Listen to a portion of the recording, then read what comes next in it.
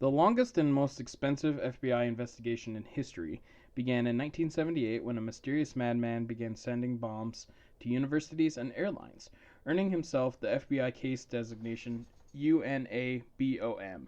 UN for university, A for airline, and BOM for bomb, and thus his public name, the Unabomber. His bombing campaign would run for 18 years and injure or kill more than 2 dozen. This is Below the Salt.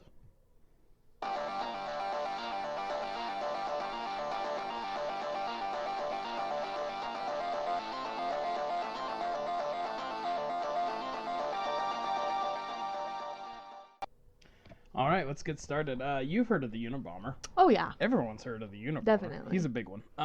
So, the Unabomber has a interesting little slice of Utah connection that I'm going to talk about later on, of course. But we're going to get started with the beginning of his life and then just kind of proceed from there. Excellent. What do you think of when you think of the Unabomber? Paul Bettany. You think, Paul Bettany is pretty cool. Unabomber not so cool, but she's of course referencing this. There's a mini series called Manhunt the Unabomber, I believe is what it's called, and it did a fantastic job of kind of digging into the investigation of how they finally, through the help of a lot of interesting forms of investigative science and through reporting, finally brought the Unabomber into custody. Yep. So, and I will actually talk about some of those things too. Cool. Which is fun. Yeah, I know. I mean, of course I've heard of him, but I actually don't know a lot of details about this case either. It was like why he did it and stuff, or anything, even some of the details of just what happened, like where he sent bombs, or anything. It was just a teeny bit before the time that I started getting into true crime. Oh yeah, he was arrested around the time you were born, I think. Yeah. So it's a little quote unquote before your time. Yeah. But so same with me. I mean, I was pretty young when he was caught. Yeah, but there's been I've just been interested in other stuff. But I'm ready to learn. He's just kind of out on the fringes. Okay. Theodore John Kaczynski. Oh, that's a good name. What, Theodore John Kaczynski? Yeah, just even John Kaczynski. It is like John Krasinski. Yeah. I wasn't thinking him, though. Very similar. I just like it. Was born on May 22nd, 1942 in Chicago, Illinois. 42? Yes. Yeah, he's older. He's in his, I guess he's about to turn... Well, he's in his mid-70s. Or late 70s. Yeah, he's about to turn 80. Damn. Yeah, he's pretty old. Okay. He is still alive. I will get into his current situation at the end. He was born to second-generation Polish Americans, Wanda Teresa and Theodore Richard Kaczynski, who was a sausage maker. Nice. I don't know if that means like he owned his own sausage shop or if he like worked at a sausage factory, but cool. Sausage was his game. So cool. Yeah. Not an easy job. Oh, I believe it. Especially back then when you had to do everything by hand. Yeah. Well, not entirely everything. It was the 40s, but still, more than what they have to do today. Harder than our sausage makers. They're just machines. His parents once said that Ted had been a very happy baby until severe hives from some sort of reaction forced him into hospital isolation with limited contact with others, after which he showed very little emotion for months. Interesting. He was kind of stunted by this. His mother recalled Ted recoiling from a picture of himself as an infant, being held down by physicians examining his hives. Oh, sad. Yeah. That's actually super sad. Yeah, and can you imagine being a young mother and trying to... No, having to go through that even. Ooh, watch your kid go through it. Yeah. She said he showed sympathy to animals in cages or were otherwise helpless, possibly as a result of his experience in hospital isolation. Okay. 3 years after his brother David was born, the family moved to Evergreen Park, Illinois, which is a suburb of Chicago. His mother recalled Ted as a shy child who would become unresponsive if pressured into a social situation. So he very socially standoffish. At one point, she was so worried about Ted's social development that she considered entering him into a study for autistic children, but decided against it after observing how abrupt and cold that autistic program was. Apparently, it Yeah. was not in the 50s. Yeah, no, they're late 40s Ooh. even. Autistic programs were not very. Well, they weren't. Yeah, they weren't super well They were, developed like, yet, you know, because we didn't. practically asylums, I think. Yeah, at that exactly. time, I was gonna so. say we still don't know everything, you know, there is to know about not. autism and even ADHD stuff like that. But especially back then, yeah, and it was there not was probably classified even as just a learning disability or social stunting. It was just kind of roped in with every other mental condition. Exactly. And like you're just crazy. Yeah, and which is not healthy. But of course he was not dumb. He did not have a learning disorder. He tested his IQ at 176. Whoa. So he is literally a genius. Like he in every form of that word. That's crazy. Yeah, he's a very, very intelligent person. And that could be part of his autistic spectrum disorder. Definitely. Smarter than my boy. Just kidding, I shouldn't say that. People are going to think I really mean that. That you like Ed Kemper. Yeah. Ed Kemper also he just is scary to me. A serial killer with a very high IQ. Yes. He skipped the 6th grade after that testing. Cool. Ted later described this as a pivotal event. Previously, he had socialized with his peers somewhat well and had even considered himself a leader in small groups. But after skipping ahead, he felt like he did not fit in with the older children and was bullied. Yeah, that happens a lot with kids that skip grades. Yeah, and it can be hard to overcome that social aspect. Yes, exactly. In high school, he excelled academically, of course, being that intelligent. He played the trombone in the marching band and was a member of the mathematics, biology, coin, and German clubs. Cool. So he participated. Yeah, that's good. But just didn't really find his place. Yeah, he was still very much regarded as an outsider by his classmates. Okay. During this time in high school, when he was in the mathematics club, he got very into, like, theoretical mathematics. Okay.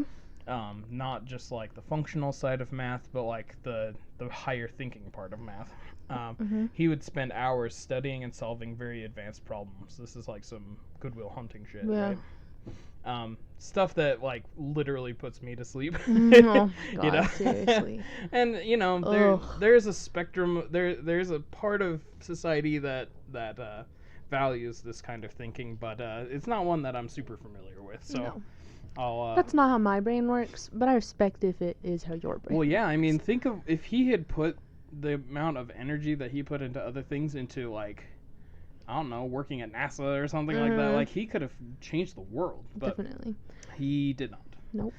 Not in a good way. Yeah, well, yeah, that's true. He did kind of change the world in his own stupid, like, messed up way. He became associated with a group of like-minded boys interested in science and mathematics known as the Briefcase Boys. So, okay, they are asking to get beaten up by some football players here. Yeah. Which is, I mean, and this is what, in the 60s? This is the 50s. Oh man. Late 50s. Okay. Oh, come on. Mid 50s, actually. We were just talking in our last episode about how it was way harder to be a geek back then. Yeah, no, there is no internet to retreat to here. Sad. That's for sure. They had a penchant for carrying briefcases, probably for their like slide rule. Because they didn't have like legit calculators back then. One member of this group recalled Kaczynski as the smartest kid in class, just quiet, and he was only quiet and shy until he got to know him. Once he knew you, he could talk forever. Okay. So, a lot of people are like that, and that's totally okay. That's just being an introvert. Yeah.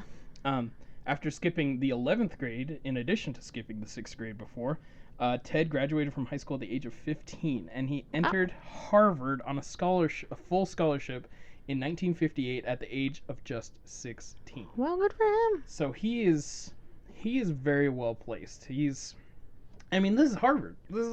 That's about as high as you get. Yeah, that's awesome. So he definitely knows, he's definitely doing well on the academic side of things, and he's definitely motivated. Like, yeah, you could be this smart and just not care, and just like be like, I don't really care to go to Harvard. Yeah.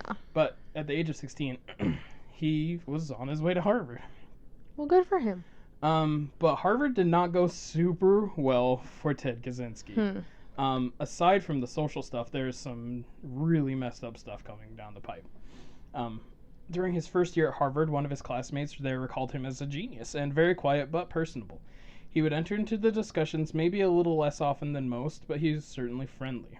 As a sophomore, Kaczynski participated in a study described as a purposefully brutalizing psychological experiment led by Harvard psychologist and noted CIA, what's that thing? Shoot, I'm forgetting what it's actually. Oh, MK Ultra. Oh. Leader. Henry Murray is the name of this psychologist. So, in case, for those of you who aren't in the know on Project MK Ultra, it was the CIA's mind control testing. Back in the day, they would do all sorts of things to try to see how viable mind control actually was during the late 50s and early 60s. Okay. They probably mostly did it because I think they thought the Russians were also doing it because everything was about that back then. Yep. But they really damaged lives.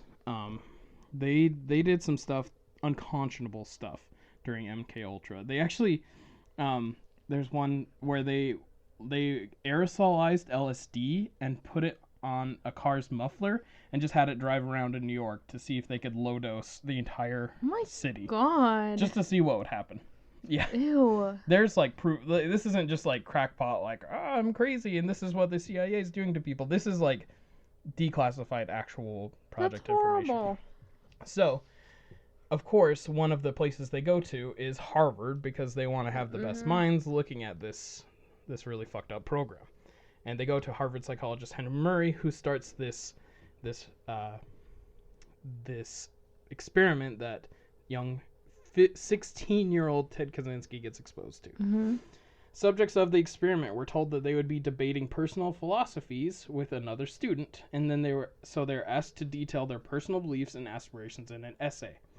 This essay was then turned over to a defense attorney, who would confront and belittle the subject with vehement, sweeping, and personally abusive attacks, using the content of the essays as ammunition against the student, while their reactions were monitored.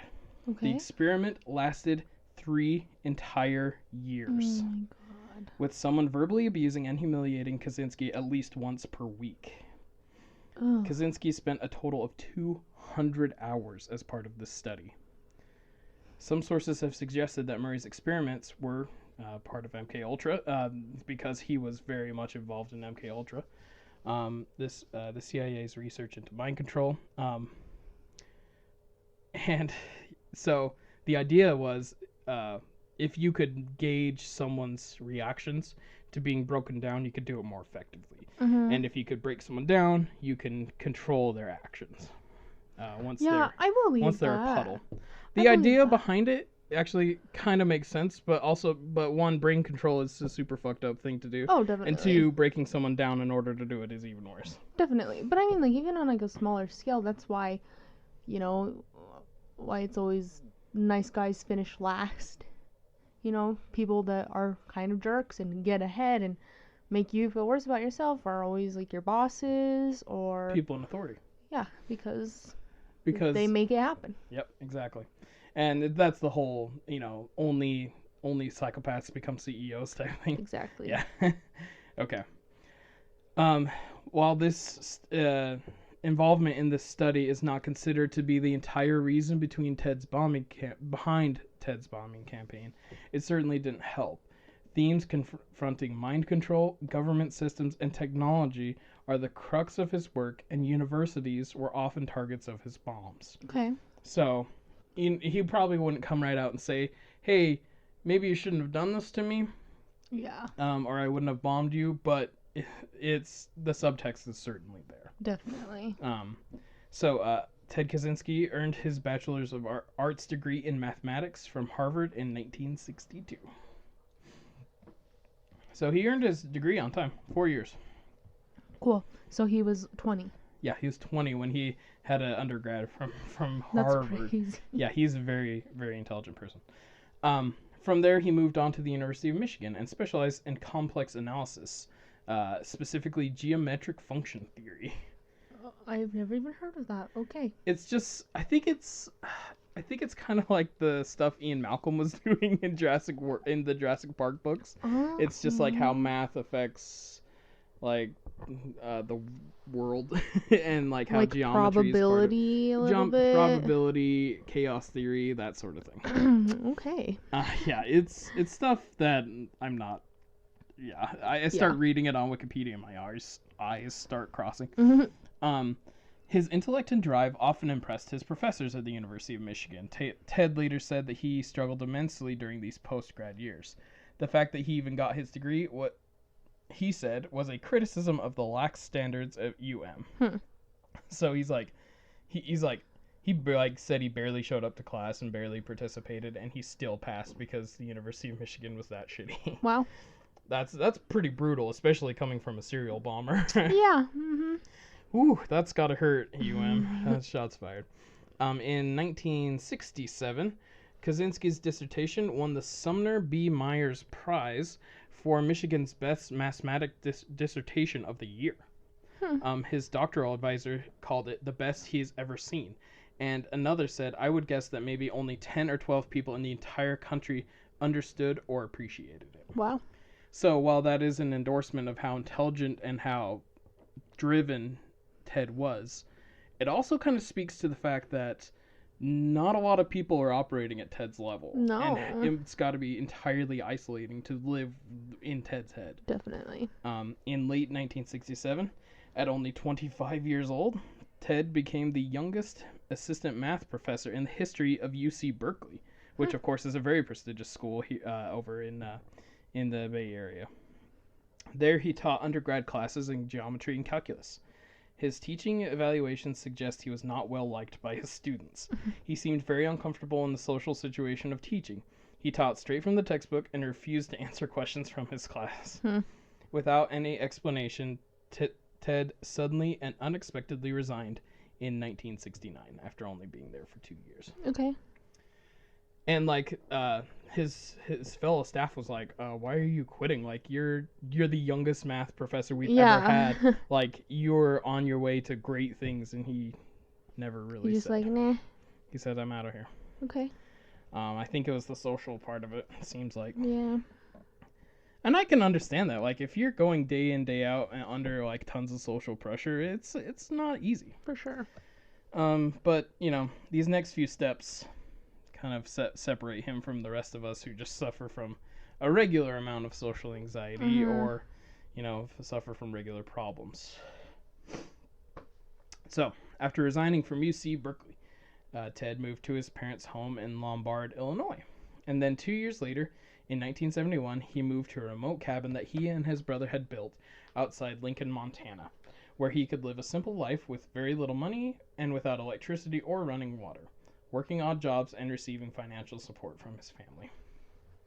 So when I say remote cabin, it's not that remote. Okay. It's not like you have to hike to get there.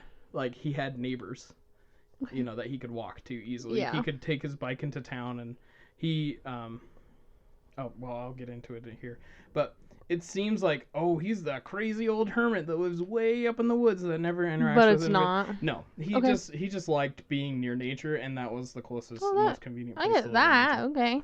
And he also did very much of his money was from his family. Like his family just took care of him, which good for his family, but also like he's not even like paying for water or electricity, and he still has to have his family pay for him. Like he's definitely not working either. Okay. So, let's see. His original goal was to become self-sufficient so that he could live like off the grid, off self-sufficient. The grid. Exactly. Okay. That is a huge part of his idea, is that he didn't want to have a cable subscription, you know? Like he definitely wanted to be off of every government system. Okay. He taught himself a few survival skills, such as tracking game, edible plant identification, and organic farming, bow drilling, like creating bows, Okay. and other primitive technologies. He used an old bike to get into town, and a volunteer at the local library said that he visited frequently to read classic works in their original languages. Ted knew about like 5 languages. Wow. Yeah, he's very intelligent. Like I've said 1,000 times. But intelligence does not equal morality. That's for Nope. sure. And like we say, like he learned all these skills, but like he's still a hermit out in the woods, and he's doing nothing for anyone. Mm-hmm. Like he's still an asshole. Yeah. Other Lincoln residents later said that such a lifestyle was actually not that unusual in the area. A lot of people lived there because they wanted to be off the grid. Even though like there's a library in town, like how off the grid are you? Come on. But Ted Kaczynski would not be able to find peace in nature as he had desired, as the destruction of the wildland around his cabin by real estate development and industrial projects began in the 70s. He recalled taking a 2-day hike to one of his favorite spots, only to see that a road had been carved into the landscape that he loved so much. He said, "You just can't imagine how upset I was. It was from that point on I decided that rather than trying to acquire further wilderness skills, give me a break, Ted, I would work on getting back at the system. Revenge." Sorry, I just accidentally hit the table. It was not me trying to prove a point. I was not trying to be dramatic. That was an accident. But like, what a dramatic little bitch. Seriously? Like, oh, I'll get revenge. I'll show them all. Like, fuck you, Ted. Like, come on. In response, he began performing acts of petty sabotage against nearby developments in 1975. He described his loss of faith in the potential for society to reform from where it is. That human tendency tended to take the path of least resistance. It meant that violent collapse was the only way to bring down the industrial technological system. And really, he's just mad because they built a road and is in the field that he liked. Like, come on, dumb. Ted. Like you could do. You're a genius. Like you could like start a foundation and like yeah, get it taken care of. Yeah, you could do something instead of like sitting around and trying to like tear down the system and get revenge. But he's so socially stunted that there's no way he could ever make a foundation, because he'd actually have to talk to another human being. Yeah, I guess so. Ugh. Ted, killing me. Thus, Kaczynski's first mail bomb was directed at Buckley Christ, a professor of materials engineering at Northwestern University in Illinois. Many of his early attacks were centered in Illinois. It's interesting. It's around where his family lived. Yeah. So maybe he knows the people a little bit, or knows of them. Or, I don't know, maybe he... yeah. I don't know. It doesn't really...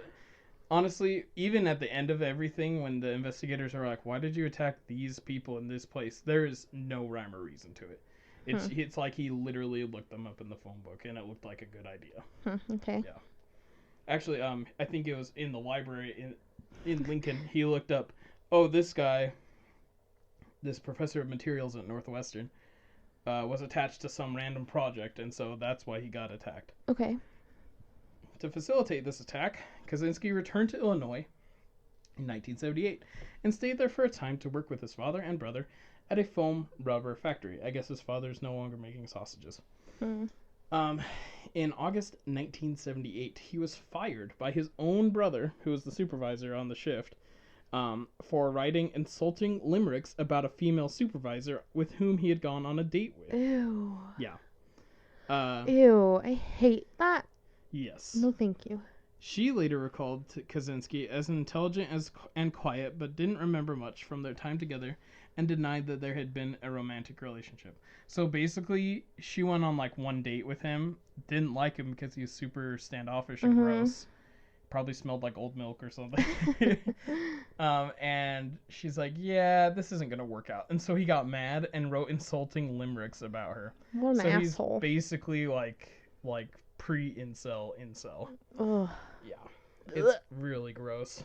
Like, I hate that. It's not her fault that you're a loser, Ted. It's your fault. Yeah, seriously. Why don't you try to have some introspection and be like, how could I have been different instead of... Yeah, maybe. Yeah, no. So that didn't happen. On May 25th, 1978, a package bearing Buckley Christ, the professor's return address, was found in a parking lot at the University of Illinois Chicago. The package was returned to Christ because it was the return address, who was suspicious because he had not sent the package, so why would his name be on the return address? So he contacted campus police.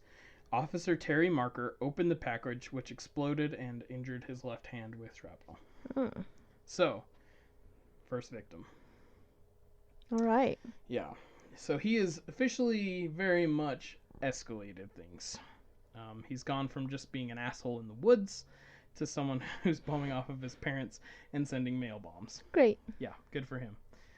This first attack was followed by another bomb to Northwestern, also both Northwestern. This one injured grad student John Harris. He moved on to targeting airlines the next year, which that's a different level. Yeah. The first two bombs were investigated by the United States Postal Service's inspector's office, but once he started bombing airlines, you get into the big boy investigations. One of his bombs in 1979 was placed in the cargo hold of a Boeing 727 flying from Chicago to Washington, D.C. A faulty timing mechanism prevented the bomb from exploding, but it did release a ton of smoke into the cabin, which forced an emergency landing. That's so scary. As if I didn't need another reason to be scared of flying. Yeah, I know we're a little better now, but still. It's not that great. No. TSA is like mostly security theater. Like I know. They get tested very often, and most of the time weapons get through. Yep. So just have fun with that, everyone.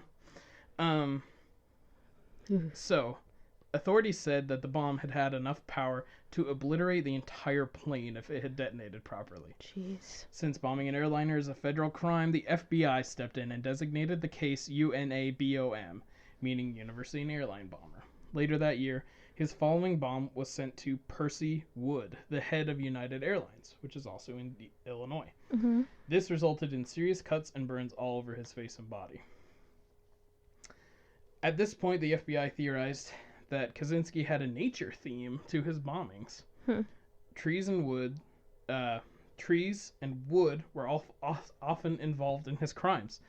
His last target's name was Percy Wood. His bombs were almost always made out of wood, and that's why they were not that lethal. That's why they're just sending out shrapnel, and they weren't killing people, even though they had a pretty big payload. He often included bits of tree branches and bark in his bombs, just like threw it in there. And targets selected included Percy Wood and Professor Leroy Wood. Crime writer Robert Graysmith, who was famous for his involvement in the Zodiac Killer case, noted that the obsession with wood was a large factor of the Unabomber's campaign, which, obsession with wood does kind of sound like a boner joke. All right, so moving on to the 80s. On the morning of October 8th, 1981, University of Utah Police Chief Wayne Shepard. There we go. Yeah, all right, we're in Utah. We made it. Went out with University Police Captain Dan Waters and Detective Mike McKnight to investigate a bomb dispatch. He said, "I really had no idea that our response to a possible bomb on the second floor of the business classroom building, which I spent a lot of time in, by the way. Hey, guys, that's me. Would have involved all of this," he said. "The call came in at about 10:45 a.m. after Paul Larson, a business professor, reported receiving an unusual package. He said when he picked up the package, he had a real hinky feeling and then put it down." Hinky feeling is a direct quote. Yeah, a hinky feeling is a direct quote. Nice. Well, I mean, you pick up something like huge, like it's pretty big and it's heavy. Yeah. And it's like weird feel because it would be distributed and you weren't weird. Expecting it. You're not expecting it, and like the distribution of weight is probably kind of weird because it's like essentially just a pipe bomb. Yeah. With a weird trigger mechanism on the other side, so it's kind of lopsided. Okay. So I can understand being like, what the fuck is this? So he put it down. The chief then notified the U.S. Army's EOD bomb squad at Fort Douglas. They determined it was too dangerous to transport anywhere, so they took it into one of the restrooms, which is actually very smart because restrooms have a lot of hard walls, tile and stuff, and it will cushion the blow of an explosion, especially if you're in a dangerous building. Fortunately, the bomb did not explode. There was a broken wire that prevented it from exploding. He's not very good at bombs, is he? It seems like he's not, but he's constantly refining his techniques. the further along he gets, the more lethal and effective his bombs really become. Okay. So this is still somewhat early in his bombing campaign, so his bombs aren't that great yet. And bombs are just kind of tricky anyway. It's why bombs aren't usually that effective. Yeah. You know, nine times out of 10, they don't work. Yeah, unless you have professional training, of course. The FBI didn't immediately investigate the bombing at the University of Utah until 2 or 3 years later. Then they really took an interest and started linking it to the other bombs that the Unabomber had sent, because everything else had been over in Illinois. Yeah. So it kind of makes sense. Let's see. But I mean, still, like, how many bombs are being sent places? Like, yeah. If you have a big one, why not investigate all of them and assume that maybe they're connected? I think... Unless there's just way more of that happening than I know. It could be that. It could be... it's that whole thing back in the day that the police organizations just didn't talk to each other. Yeah, true. I hate that. Okay. Yeah, like... So, because the FBI didn't investigate this one, because it was just a bomb in one room, they didn't connect it to the other bombs. It's just like... okay. Okay. All right, let's continue Ted's Utah adventures. In 1982, an explosive was mailed from BYU's Student Union building. From there? Literally, he walked it into the Student Union building and put it into a mailbox. Okay. Was he still living in Montana at this time? Yes. Okay, so it's not like so difficult for him to get down here. Correct. He would bus to different places so that they would be like clearly you're not going to be sending the bomb from the same place. All these bombs are postmarked for Montana. That's weird. Yeah. So yeah, of course he is. But also think about how scary it would be to be just like chilling on a bus with a bomb. Seriously.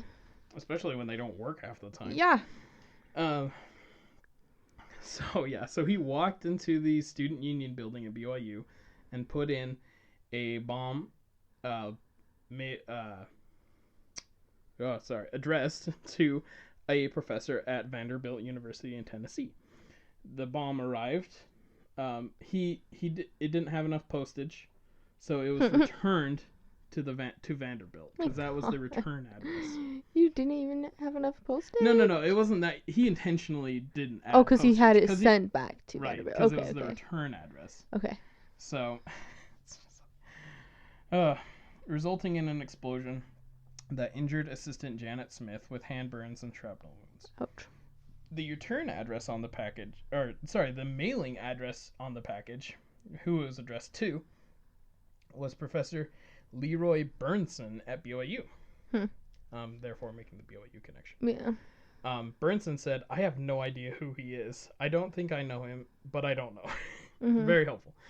For many years of the decades-long investigation that followed, the FBI suspected the Unabomber had a major connection to Utah, possibly even his home base, as 3 of his crimes were centered around the Wasatch Front. But we haven't gotten to the third one yet.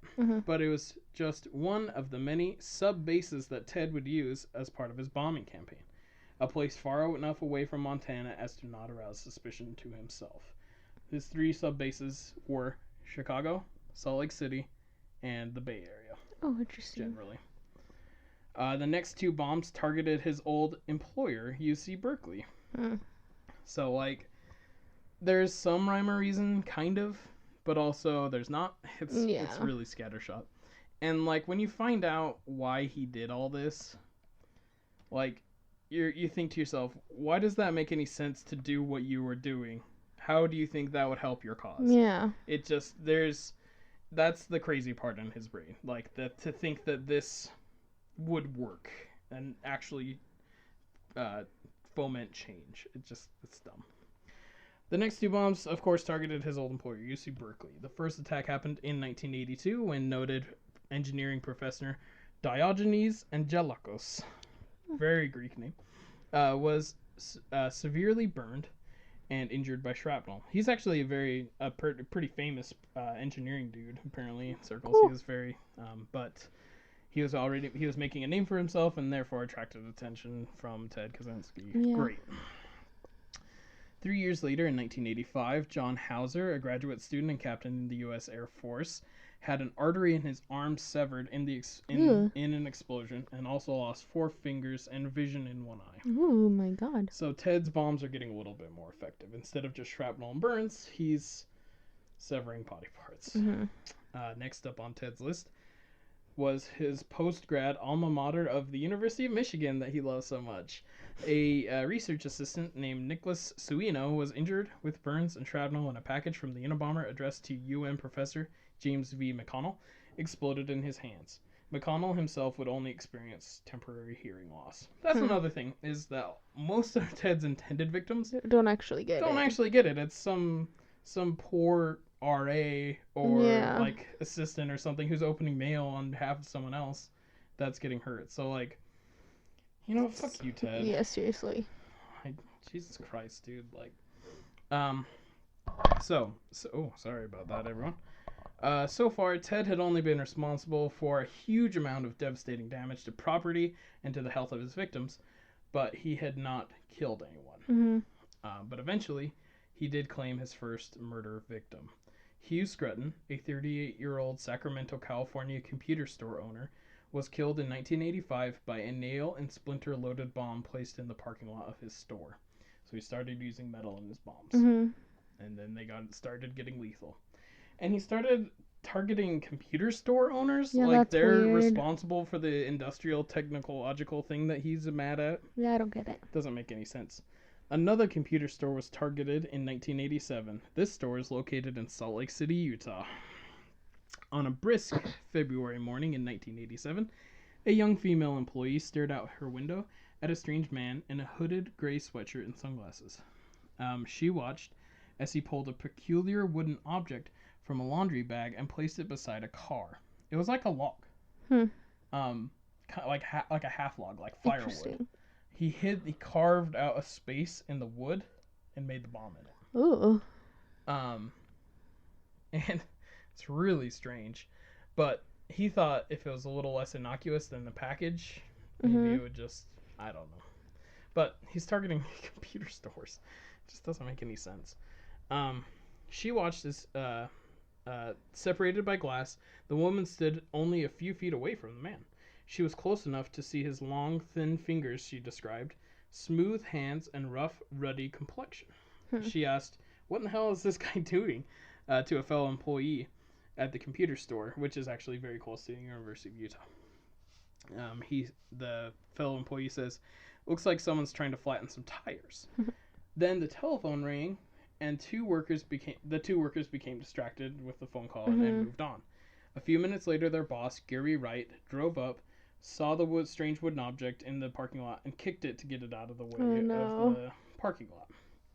That detonated the pipe bomb, and it lacerated his arms, face, and legs with the metal shrapnel. This explosion brought more than 90 federal agents to Salt Lake City in a massive government effort to catch Kaczynski.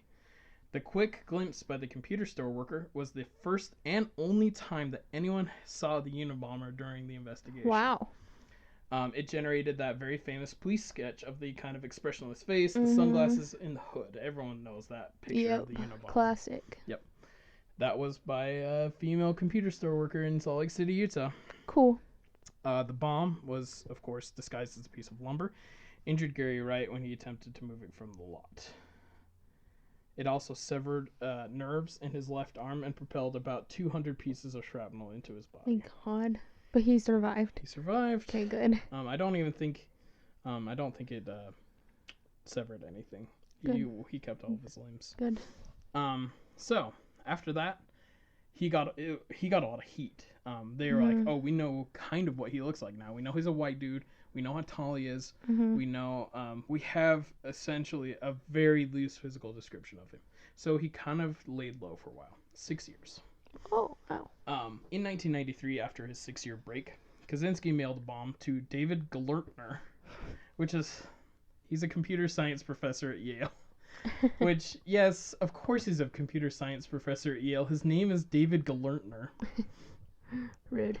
Oh, no, it's Glernter. Oh, that's anyway. Though critically injured, Glernter recovered. He lost his right hand and damaged his eye. Okay.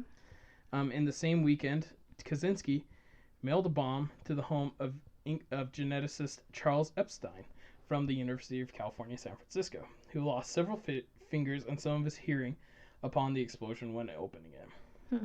Kaczynski then called Gellertner's brother. Kaczynski then called Epstein's brother, who was also a noted geneticist, and told him, "You are next." Oh. So, with the threatening phone call and the double attack, it seems like the intensity and the frequency of Ted's attacks were increasing.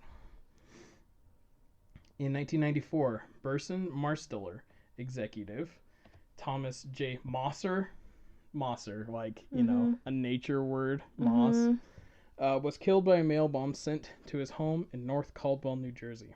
So this is the second death victim. In a letter to the New York Times, Kaczynski said that he blew up Mosser because he helped Exxon clean up its public image after the Exxon Valdez incident in Alaska.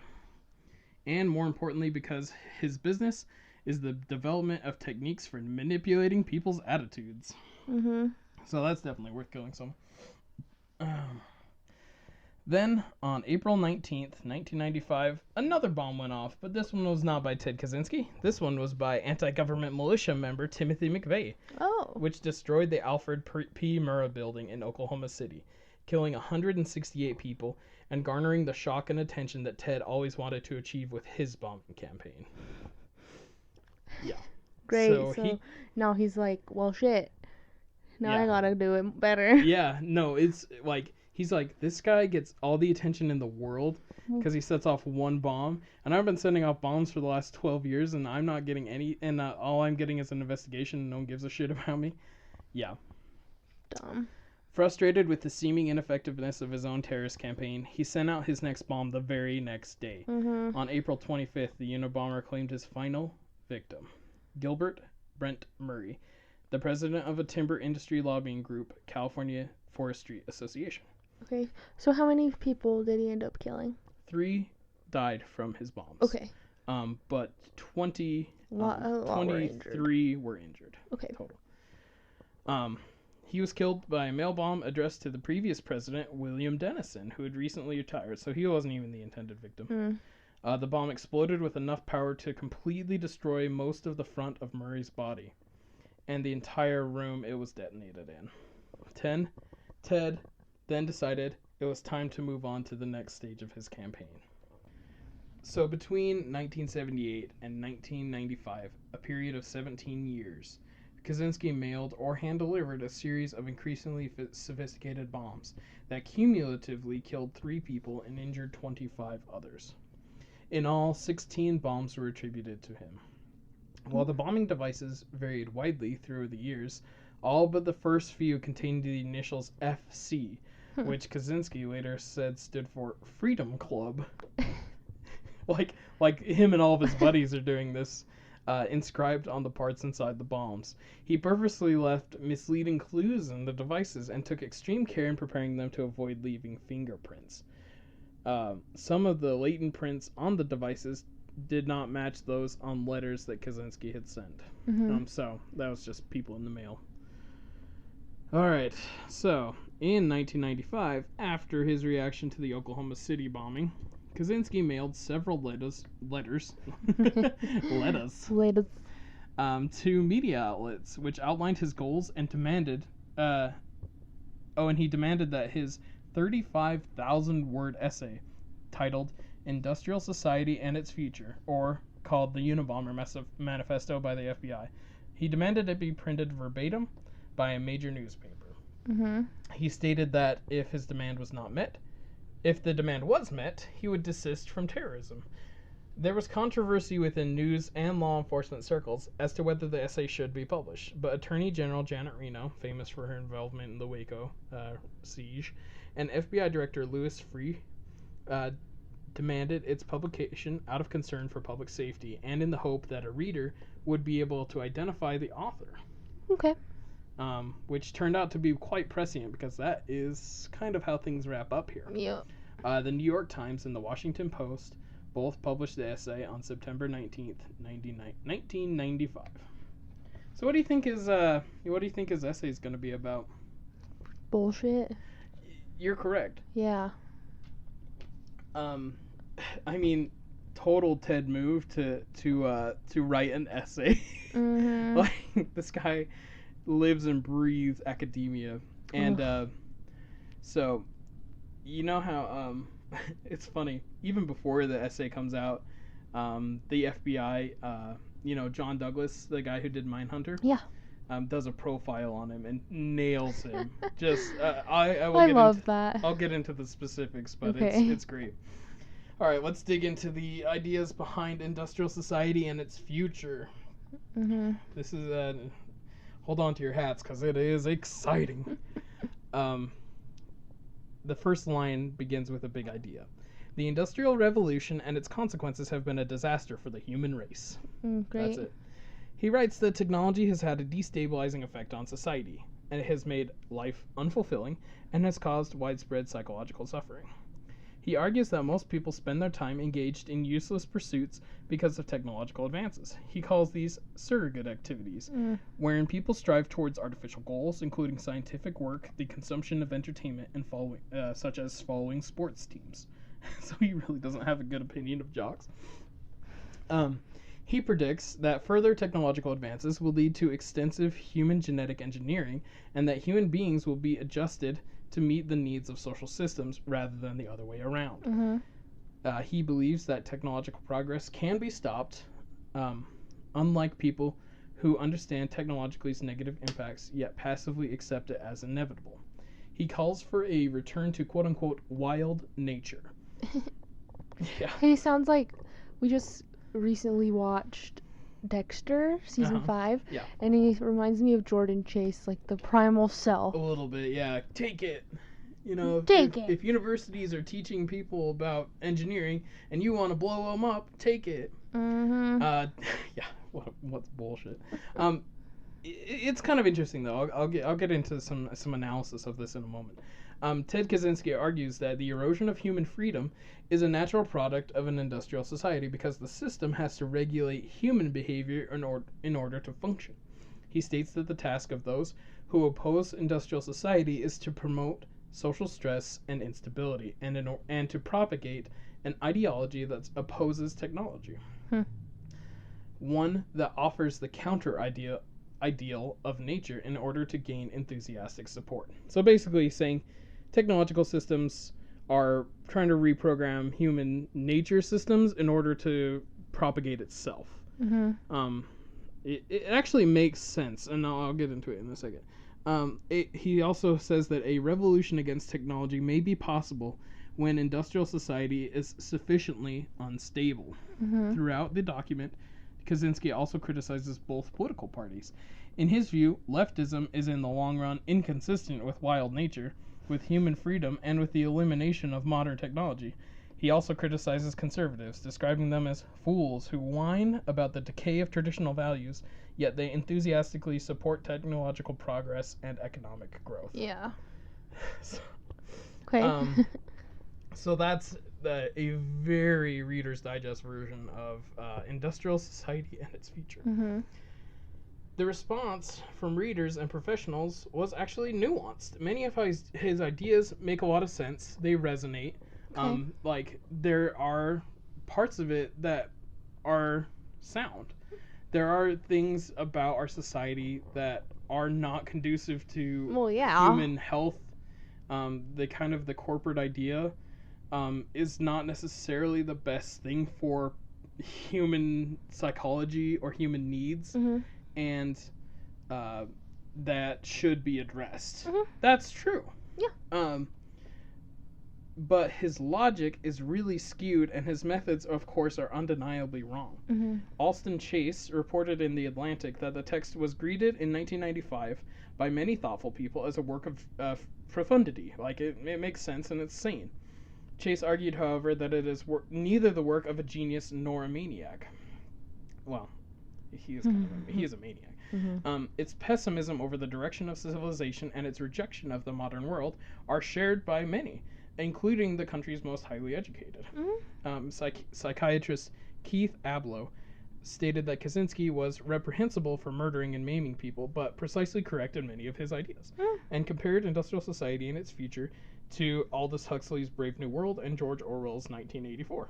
Well, there are, again, he's a smart guy. He knows, he has a good picture of how society works, but he obviously doesn't have an idea of how bombing people would, like, actually address the issues that he's worried about.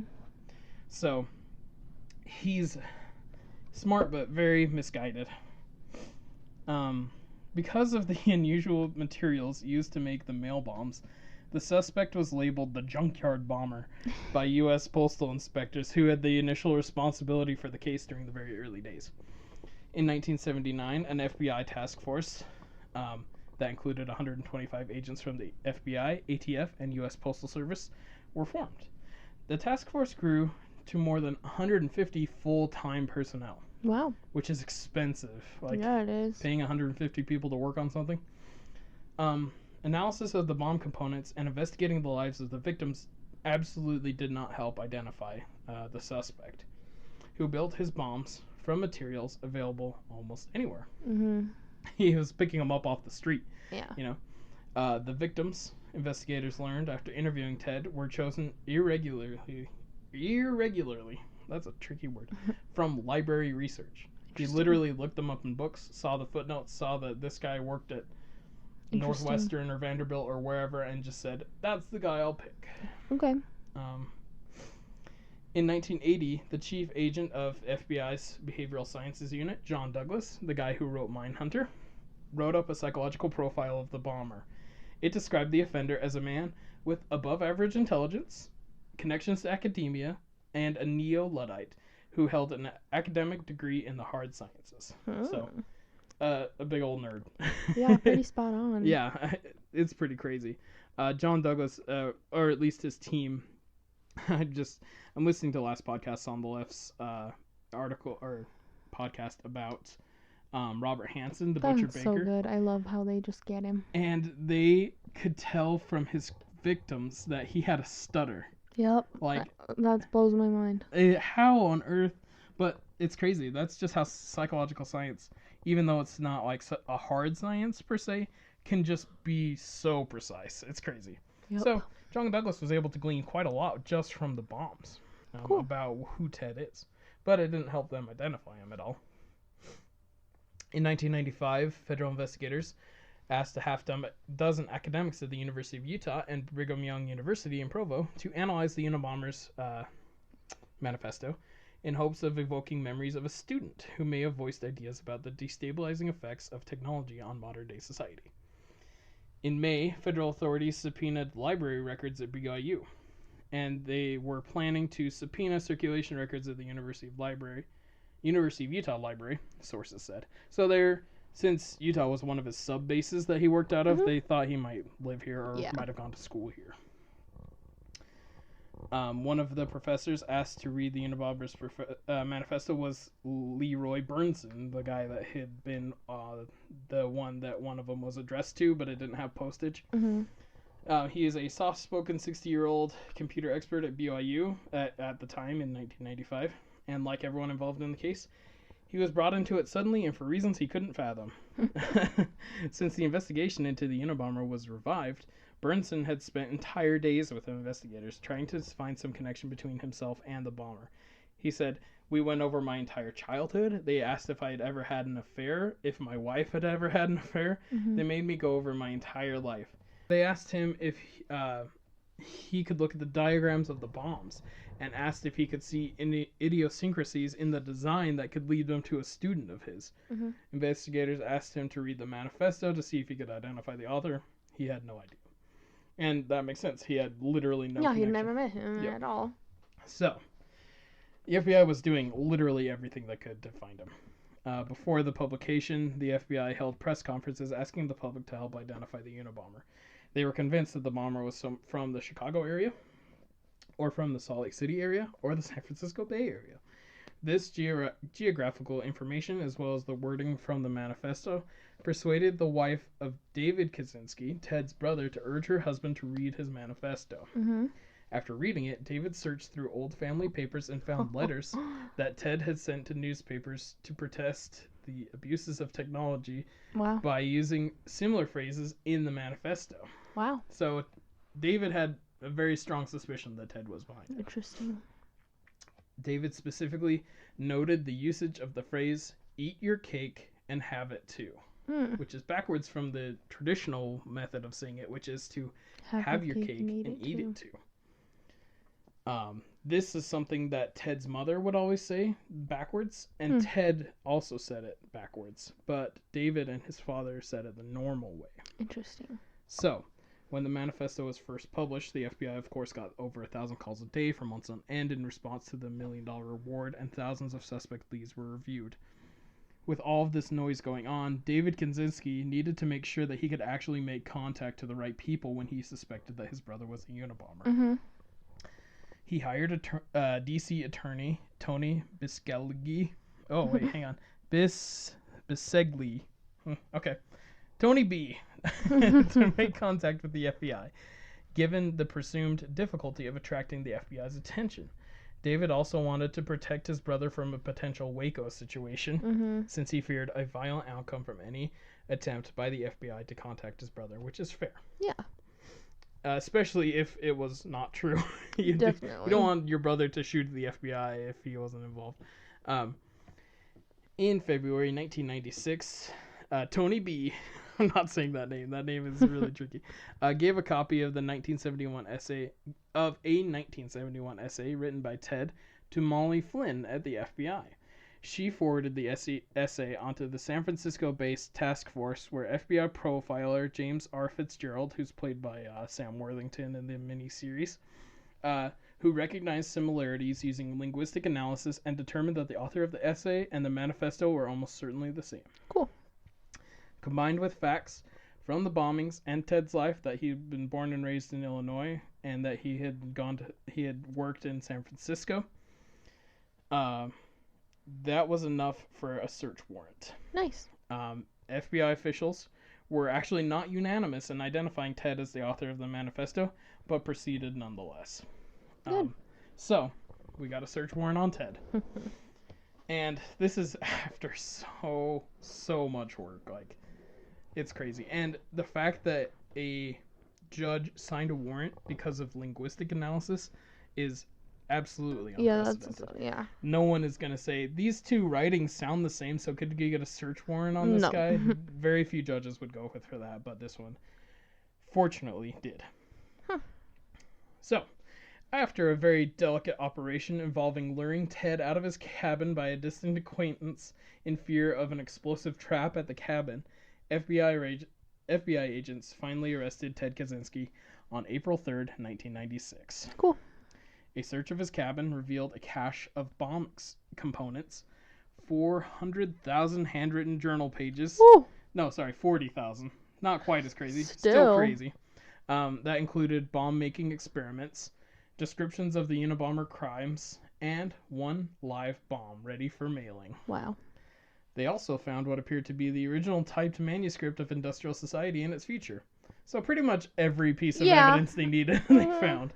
By this point, the Unabomber had been the target of the most expensive 17-year-long investigation in the FBI history. A federal grand jury indicted Kaczynski in April 1996 on 10 counts of illegally transporting, mailing, and using bombs, and 3 counts of murder. Good. They could have stacked on more charges due to all the maimings and stuff, but it's unnecessary. If they get you for murder, the rest is gravy.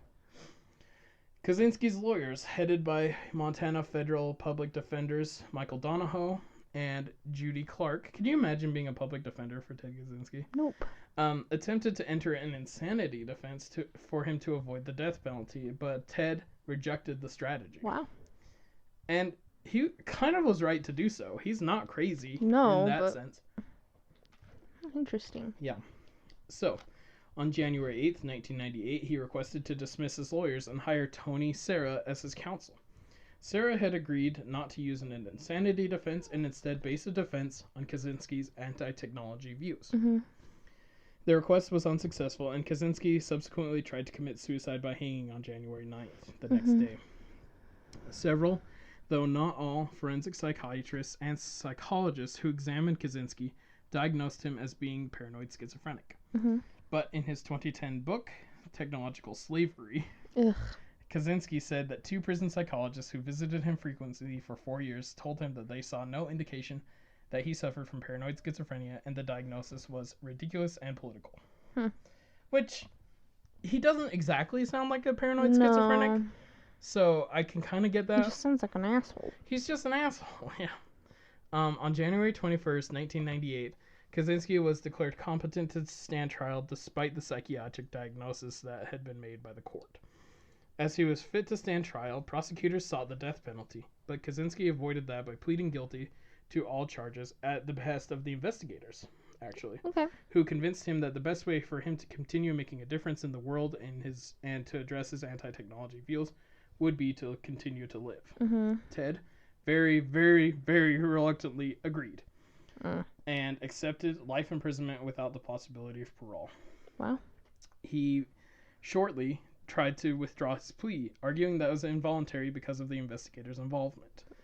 The judge denied his request, and the United States Court of Appeals for the Ninth Circuit upheld the decision. So, he didn't get to withdraw his plea. So, he's in prison. Good. Thank goodness. He's currently serving 8 life sentences without the possibility of parole at a place called ADX Florence, which is the biggest, baddest supermax prison in the United States. In Colorado. Florence, Colorado. Yeah, that's right. Cool. ADX Florence hosts the biggest incarcerated villains of modern American history, such as many high-level Al-Qaeda operatives behind the 9/11 attacks, Terry Nichols, who was a white nationalist co-conspirator in the Oklahoma City bombing, Eric Rudolph, who was the white nationalist Olympic Park bomber. A lot of white nationalists. Yeah. Maybe we should do something about that. Ex-FBI agent and Russian spy Robert Hansen. Ooh. And many Robert Hansen? Robert Hansen. Different. Interesting. Yeah, there's 2 Robert Hansen. It's spelled with 2 S's. Oh, interesting. This Hansen. Okay. But it's the same name as the serial killer in Alaska that we mentioned previously. There's actually a really cool movie about Robert Hansen called Breach. Cool. Yeah, so many organized crime figures are also in ADX Florence. There's also a lot of high flight risk inmates, people who have routinely escaped from prison. And eventually the Boston Marathon bomber Dzhokhar Tsarnaev was sent to ADX Florence. Wow. ADX Florence sucks to be incarcerated in. Totally. Inmates are kept in solitary confinement for up to 23 hours a day, with 1 hour of recreation in a bigger cell with a sunroof. You can, or it's not. But you're still in a cell. You're not actually even outside. Nope. You're just in a bigger cell for recreation. By yourself still. Well, there's guards, but yes. Oh, yeah. No inmate interaction. There is inmate interaction. There's a little bit. You can't. They will let you hang out every once in a while. Interesting. Okay. So, but not for the first 3 years. For the first 3 years, you are completely alone except for the guards. Wow. The average sentence in ADX Florence is 42 years. Ooh. So most people there are doing life. In 2016, it was reported that early on in his imprisonment, Kaczynski had befriended Ramzi Yousef, who was one of the 1993 World Trade Center bombers, and Timothy McVeigh, who bombed Oklahoma City. The trio discussed religion and politics and formed a friendship, which lasted until Timothy McVeigh's execution in 2001. Kaczynski is said to be a very quiet, distant prisoner who enjoys reading many books in multiple languages and likes to run during his rec hour. He is now 77 years old. Wow. And someday he's just going to die. Riddance. And it's good riddance, Ted. Wow. And that is the story of Ted, the Unabomber Kaczynski. That is not fun. It's not fun. And, it's just, he had potential, but he totally squandered it. And he just is just a piece of work. Wow. So, that's about it. And anything else, any final thoughts on Ted? I just hate it. Yeah. Just hate it. Well, and it's just it would be a little different if his bombing campaign was actually addressing his design, like his goal. Like if he actually wanted like something to change. Well, yeah, like he was so smart. He really could have changed something for the better, but and like but he didn't. And he didn't even try. Nope. He was so consumed with his hatred for these systems that may or may not have actually abused him, that he refused to try to change things in a safe way, and here we are. He's been sitting in prison for the last 30 years. So great. With that, we'll go ahead and wrap things up. I'm Jack. I'm Valerie. And this is Below the Salt.